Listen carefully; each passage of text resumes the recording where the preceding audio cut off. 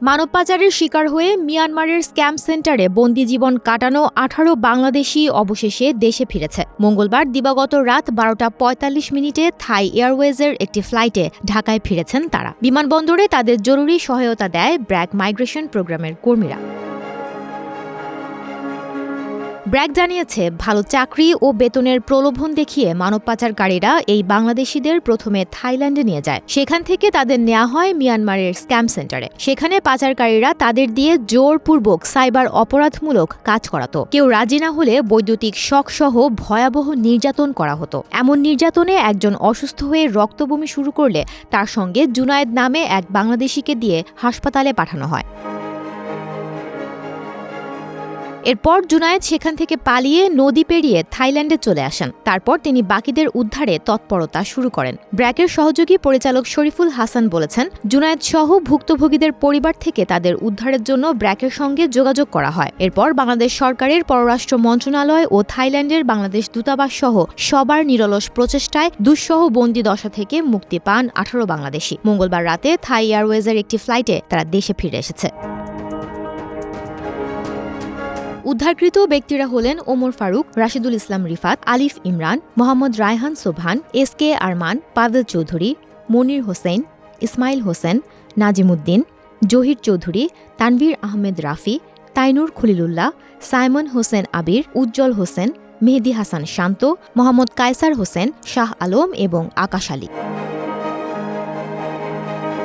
ব্র্যাকের সহযোগিতা পরিচালক শরীফুল হাসান জানিয়েছেন, সাইবার ক্যাম্প মানব পাচারের ভয়াবহ একটি ধরন। Computer operator, typist, call centre operator সহ বিভিন্ন পদে আকর্ষণীয় বেতনের প্রলোভন দিয়ে নিয়োগের লক্ষ্যে বিভিন্ন অনলাইন মাধ্যম যেমন ভুয়া ওয়েবসাইট, ইমেল, ফেসবুক, হোয়াটসঅ্যাপ অথবা টেলিগ্রাম ইত্যাদিতে প্রচার চলে।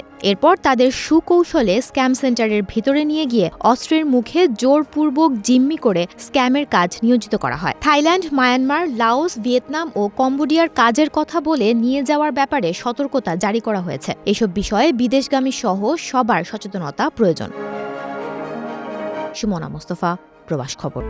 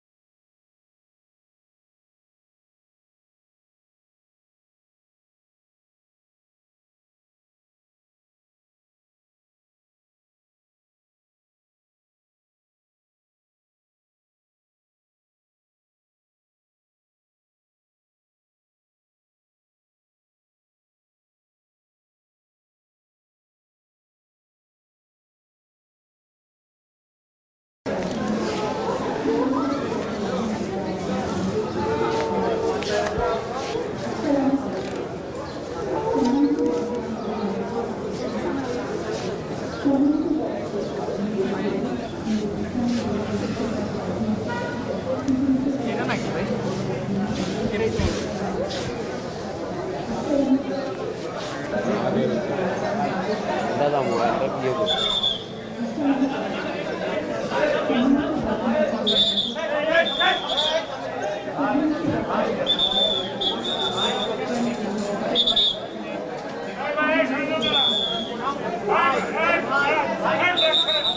Bye.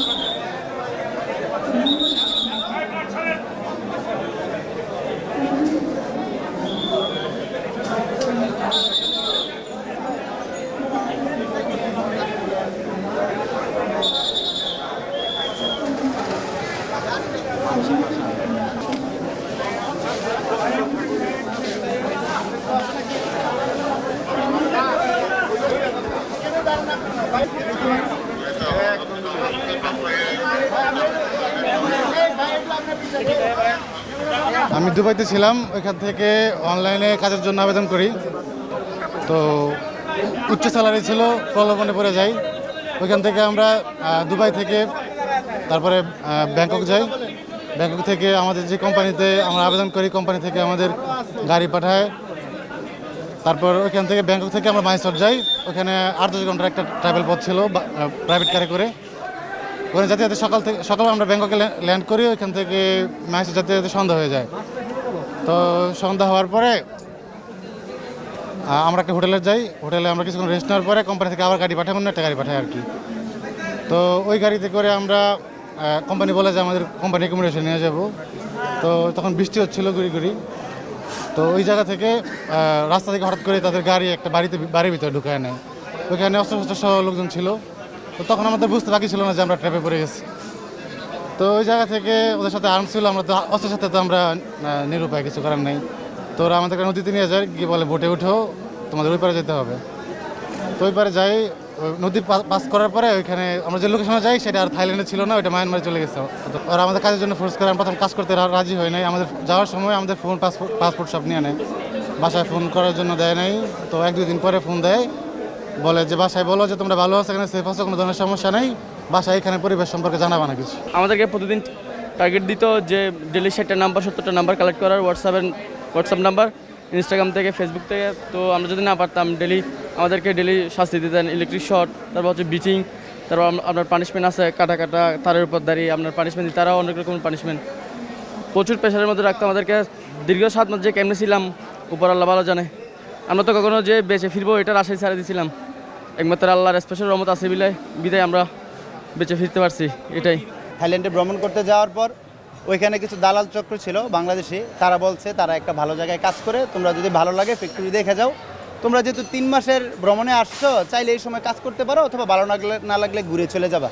এইভাবে কাজের কথা বলে তাদেরকে ওইখানে নিয়ে বিক্রি করে দিছে, পাচার করে দিছে মাফিয়া ডনের কাছে। ওইখানে তাদেরকে নির্মম নির্যাতন, যাকে বলে ইলেকট্রিক শর্ট, মায়ের হ্যান্ডকাপ দিয়ে উপরে ঝুলাই রাখতো, নানান নির্যাতন করতো বলার বাইরে। 1 মাসে একবার কল দেওয়ার জন্য দিত বাড়িতে, যে আমরা ভালো আছি এই কথা বলতো। কিন্তু ওই সময় দালাল ফোনে কানেক্টেড ছিল, এই কারণে আমরা মামলা স্টেপ নিতে পারি নাই। হ্যাঁ, মুক্তিপণ চাওয়া হয়েছে, আমাদের কাছে টাকা পয়সাও নিছে, টাকা পয়সাও সংগ্রহ করছে, আমাদের কাছে ডকুমেন্ট আছে, আমাদের বিক্রিম উদ্ধার করে দিবে বলে, কিন্তু ওইভাবে আমাদের কোনো কাজ হয় নাই। আমরা 25 থেকে 30 লক্ষ টাকা দিয়েছি। এর খুব নির্যাতন করতেছে, ইলেকট্রিক শর্ট, 20 লিটার পানির বোতল দিয়া দাঁড়া করাই রাখতো, করতো। মিনিমাম 35 লক্ষ টাকা গেছে আমাদের। সকালে ফ্যাক্টরি দেখতে যাওয়ার কথা, কেউ ওদেরকে জিম্মি করে মিয়ানমারের হাপালুতে নিয়ে যায়। ওইখানে যখন এদের অস্ত্রের মুখে জিম্মি করে নিয়ে যায়, যাওয়ার পথে যখন মিয়ানমারের বর্ডারের কাছে যায়, যাওয়ার পরে ওখানে একটা নদীতে একটা নৌকা দিয়ে পার করে। তারপরে ওখানে গিয়ে যে আরও বিভিন্ন দেশের লোকজন আছে, এরারে 17-18 ঘন্টা কাজ করাইতো। যদি কাছে এরা একটা টার্গেট দিত, টার্গেট পূরণ না হইতো, এরা একটা ইলেকট্রিক শর্ট দিত। যে দালালরা ওদেরকে পাঠাইছিল বা যোগাযোগ করে গেছিল, তারা মূলত চাইনিজ মাফিয়াদের সাথে কানেক্ট ছিল।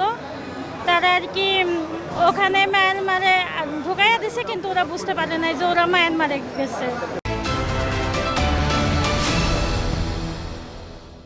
পরে নিজের স্কোপে বাকি 2 জন, পরবর্তীতে 18 জন আজকে আসলো।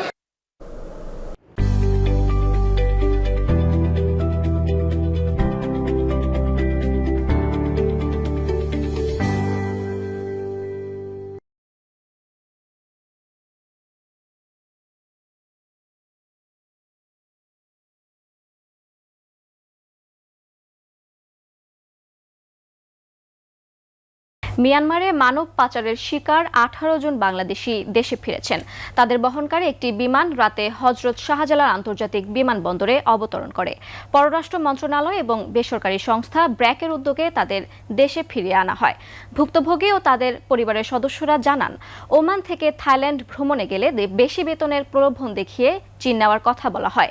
এরপর গাড়িতে করে তাদের মিয়ানমার ও থাইল্যান্ডের সীমান্ত এলাকায় নেওয়া হয়, যেখানে তাদের দিয়ে সাইবার স্ক্যামে বাধ্য হয় বলেও জানান তারা। আটকা ছিলাম, ওখানকার যে পরিস্থিতি ছিলাম, যে অত্যাচার নির্যাতন করছে আমাদের, আমরা আশা ছেড়ে দিয়েছিলাম যে আমরা ওখানে জীবিত ফিরে আসবো আমাদের বাবা মার কাছে। তো ওরা আমাদেরকে নদীতে নিয়ে যায়, গিয়ে বলে বোটে উঠেও তোমাদের ওই পারে যেতে হবে। তো ওই পারে যাই, নদী পাস করার পরে ওইখানে আমরা যে লোকেশনে যাই সেটা আর থাইল্যান্ডে ছিল না, ওইটা মায়ানমারে চলে গেছে ততক্ষণে আমরা।